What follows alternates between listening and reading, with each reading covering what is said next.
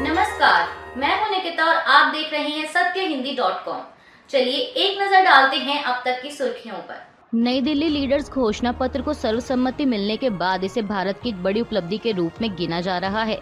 विशेष रूप से यूक्रेन संघर्ष के संदर्भ में आम सहमति हासिल करने के बाद भारत के G20 शेरपा अमिताभ कांत काफी उत्साहित हैं। एक इंटरव्यू के दौरान अमिताभ कांत ने कहा कि G20 के सदस्य देशों से इस घोषणा पत्र को लेकर पूरे 200 घंटे की बातचीत की गई है।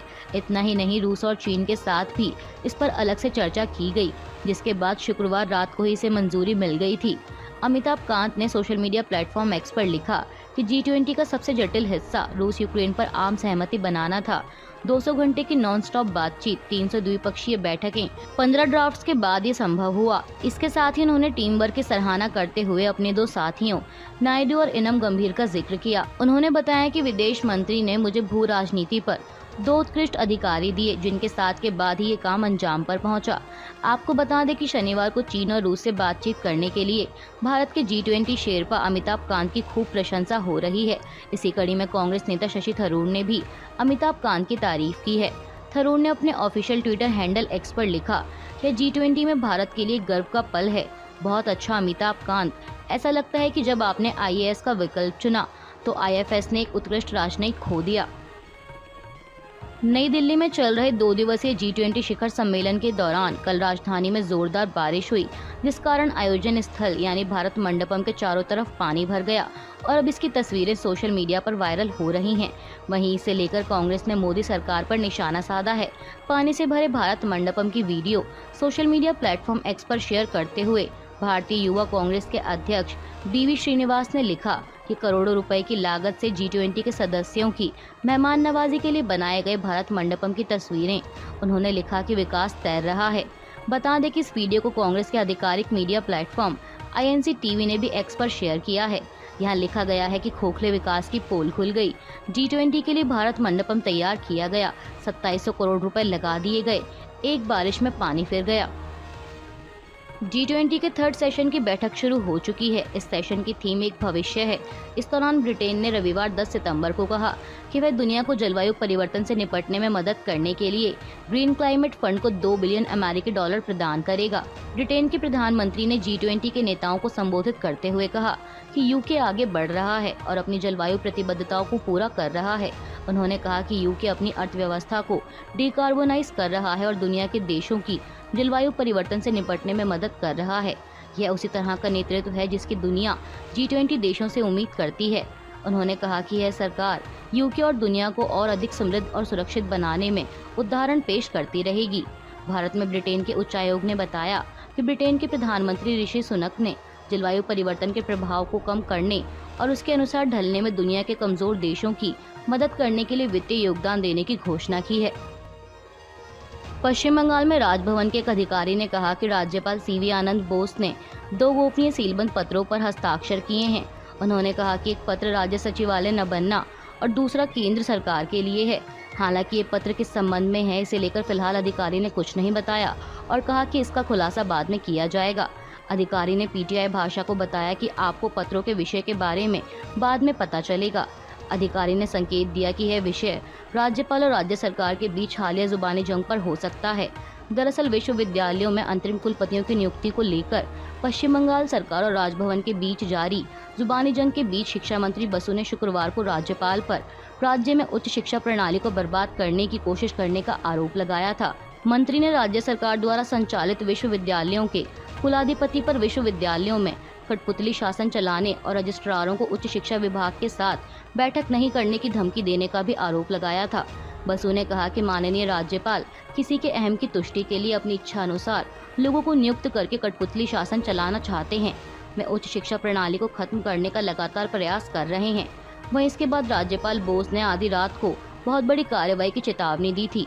बोस ने कार्यक्रम से इतर संवाददाताओं से कहा कि आज आधी रात का इंतजार करें, आप देखेंगे कि कार्रवाई क्या होती है। वहीं इसके कुछ ही मिनटों में शिक्षा मंत्री ब्रज बसु ने राज्यपाल का नाम लिए बिना सोशल मीडिया प्लेटफॉर्म एक्स पर लिखा कि आधी रात तक देखें कार्रवाई, देखें, सावधान, शहर में नया वेम्पायर, नागरिक गण कृपया अपना ध्यान रखें। भारतीय पौराणिक कथाओं के अनुसार राक्षस प्रहार का बेसब्री से इंतजार है। आंध्र प्रदेश पुलिस ने जनसेना पार्टी प्रमुख पवन कल्याण और पार्टी के वरिष्ठ नेता नदेंद्र मनोहर को एनटीआर जिले में एहतियातन हिरासत में लिया। ये जानकारी एक पुलिस अधिकारी द्वारा रविवार को दी गई। अधिकारी ने बताया कि कल्याण और मनोहर को विजयवाड़ा ले जाया जा रहा है और उनके खिलाफ कोई मामला दर्ज नहीं किया गया।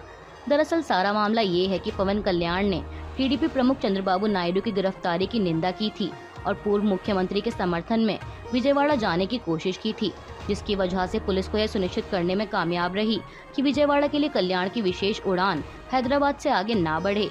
इस कारण जनसेना पार्टी प्रमुख को सड़क के मार्ग से जाने के लिए मजबूर होना पड़ा। उनके काफिले को एनटीआर जिले में शनिवार को 2 बार रोका गया, जिससे कल्याण को अपने वाहन से उतरकर विजयवाड़ा में मंगलागिरी की ओर पैदल चलना पड़ा। इस दौरान विजयवाड़ा की ओर जाने से रोके जाने पर कल्याण अनुमान चिपल्ली में सड़क पर लेट गए, जिसके बाद पुलिस को उन्हें एहतियातन हिरासत में लेना पड़ा। नंदीगाम उप संभागीय पुलिस अधिकारी जनार्दन नायडू ने कहा कि हमने कल्याण और मनोहर को एहतियातन हिरासत में लिया है और हम उन्हें विजयवाड़ा ले जा रहे हैं। अधिकारी ने बताया कि कल्याण और मनोहर को न्यायाधीश के सामने पेश नहीं किया जाएगा, क्योंकि उन्हें केवल एहतियातन हिरासत में लिया गया है। भ्रष्टाचार के आरोप में गिरफ्तार किए गए टीडीपी प्रमुख और आंध्र प्रदेश के पूर्व मुख्यमंत्री चंद्रबाबू नायडू को रविवार 10 सितंबर की सुबह विजयवाड़ा की एंटी करप्शन कोर्ट में पेश किया गया। वकील सिद्धार्थ लूथरा और वकीलों का एक दल आंध्र प्रदेश के पूर्व मुख्यमंत्री नायडू की पैरवी कर रहा है। इस दौरान कोर्ट परिसर में बड़ी संख्या में टीडीपी नेता और कार्यकर्ता जमा हुए। बता दें कि आंध्र प्रदेश सीआईडी ने पूर्व सीएम नायडू को कथित कौशल विकास निगम घोटाले के सिलसिले में शनिवार सुबह गिरफ्तार किया था। नायडू को गिरफ्तार करने पुलिस टीम सुबह 3 बजे ही पहुंच गई थी। समाचार एजेंसी पीटीआई की रिपोर्ट के अनुसार कुंचनपल्ली में सीआईडी की विशेष जांच टीम ने कार्यालय में 10 घंटे की लंबी पूछताछ की। इसके बाद नायडू को शनिवार रविवार के दरमियान रात तड़के 3:40 पर मेडिकल जांच के लिए विजयवाड़ा के सरकारी जनरल अस्पताल ले जाया गया। टेस्ट के बाद नायडू को एसआईटी कार्यालय में वापस ले जाया गया। हालांकि ऐसी संभावना थी कि उन्हें सीधे स्थानीय अदालत में पेश किया जाएगा। कोलकाता हाई कोर्ट की जलपाईगुड़ी बेंच ने हाल ही में एक मामले में सुनवाई करते हुए रेप को लेकर अहम टिप्पणी की है। कोर्ट ने कहा कि यदि कोई महिला या लड़की मर्जी से अपना घर छोड़कर किसी के साथ जाती है तो भी उस महिला के साथ जबरदस्ती संबंध नहीं बनाया जा सकता, क्योंकि यह रेप की श्रेणी में आता है। बता दें कि जस्टिस सिद्धार्थ रॉय चौधरी ने एक व्यक्ति की रेप की सजा को बरकरार रखते हुए यह बयान दिया। दरअसल इस व्यक्ति पर 2007 में एक लड़की के अपहरण और बलात्कार का आरोप था। दोषी व्यक्ति ने अदालत में अपने बचाव में कहा था कि पीड़िता लड़की ने अपनी मर्जी से अपने पिता का घर उसके साथ आने के लिए छोड़ा था। उसने उसके साथ कोई भी अपराध नहीं किया। इस पर अदालत ने कहा कि अगर आपका यह बयान सही भी है तब भी आपके पास पीड़िता का रेप करने का कोई अधिकार नहीं है। अदालत ने कहा कि अगर हम शिकायतकर्ता यानी पीड़िता के पिता के पहले बयान पर जाएं और अगर यह मान भी लिया जाए कि पीड़िता का अपहरण नहीं हुआ था और उसने खुद अपना घर छोड़ दिया था, तब भी आरोपी को यह अधिकार नहीं मिल जाता कि वह पीड़ित के साथ निजता का हनन करे या रेप करे या फिर उसके साथ कोई यौन अपराध करे।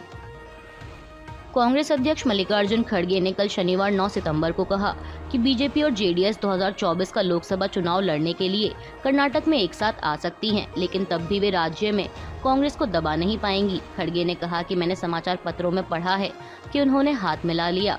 मैंने जेडीएस प्रमुख देवेगौड़ा और प्रधानमंत्री मोदी की हाथ पकड़े हुए तस्वीरें भी देखी। हो सकता है कि वे एक साथ आने की कोशिश कर रहे हों, लेकिन उनका गठबंधन कैसे होगा, दोनों के बीच कितनी सीटों का बंटवारा होगा, यह अभी भी स्पष्ट नहीं है। हालांकि इस बात के पर्याप्त संकेत हैं कि दोनों एक साथ आ सकते हैं।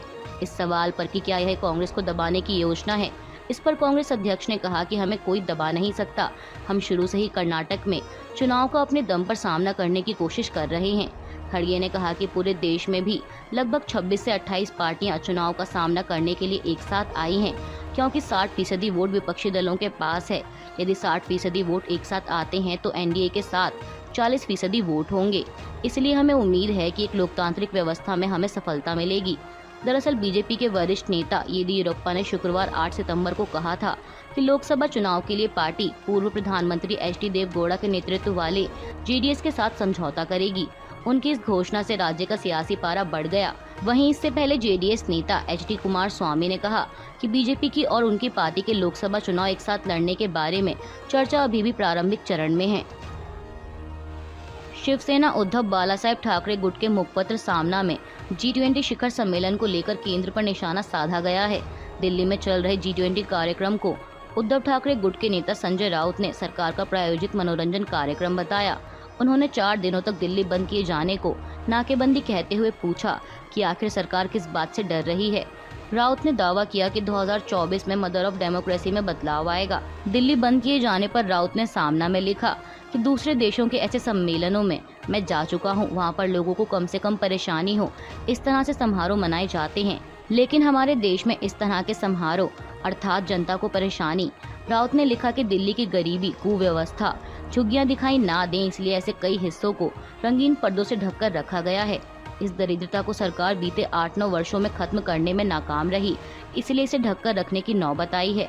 उन्होंने लिखा कि दिल्ली में विदेशी मेहमान बहुत हैं, लेकिन माहौल नीरस है। दरअसल G20 सम्मेलन में रूस और चीन के राष्ट्रपति के न पहुंचने पर संजय राउत ने तंज कसा है। उन्होंने सामना में लिखा कि G20 के लिए दिल्ली में 20 देशों के राष्ट्र प्रमुख आ रहे हैं, उनमें अमेरिका के जो बाइडेन हैं, चीन और रूस के राष्ट्र प्रमुख उनमें नहीं हैं, इसलिए समारोह थोड़ा फीका पड़ गया। अभी के लिए बस इतना ही। बाकी की खबरों के लिए जुड़े रहिए सत्यहिंदी.com के साथ।